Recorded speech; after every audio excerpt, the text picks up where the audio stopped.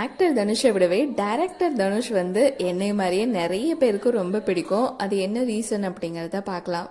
தனுஷ் வந்து ஆக்டராக இருக்கிறத விட தன்னுடைய அப்பா அண்ணனை போல் டைரக்டர் ஆகணும் அப்படிங்கிற ஒரு விஷயம் தான் வந்து ரொம்பவே விரும்பினார். ஃபர்ஸ்ட் அவர் எடுத்த படம் என்ன அப்படின்னு சொல்லி பார்த்தோம்னா பவர் பாண்டி. ஸோ இதில் வந்து ஒரு மெச்சூர்டான லவ்வை வந்து காட்டியிருப்பார். ஸோ இந்த படத்துக்கு அப்புறமா ராயன் படம் வந்து நடிச்சிருந்தார் அண்ட் டிரெக்டும் பண்ணியிருந்தார். ஃபர்ஸ்ட் படத்துக்கும் செகண்ட் படத்துக்கும் மலையளவு வித்தியாசம் அப்படின்னு சொல்லணும். ஸோ ஃபர்ஸ்ட் படம் வந்து ஒரு ஒரு ஸ்லோவாக ஸ்மூத்தாக போகுதுன்னா செகண்ட் படம் வந்து அதுக்கு அப்படியே ஆப்போசிட்டாக ரகுடாக ஆக்ஷனில் இறங்கி அடித்த படம். அண்ட் இப்போ வந்து தேர்ட் படம் நிலவுக்கு என்மேல் என்னடி கோபம் படம் நாளைக்கு ரிலீஸ் ஆக போகுது.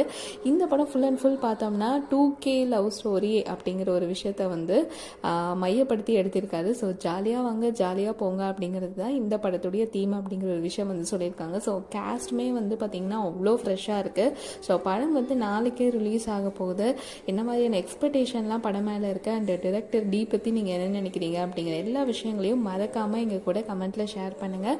அண்ட் இந்த மாதிரியான இன்ட்ரெஸ்டிங் சினிமா அண்ட் ஜென்ரல் அப்டேட்ஸுக்கு நம்ம சேனலை கண்டிப்பாக சப்ஸ்கிரைப் பண்ணி வச்சுக்கோங்க. Have a good day.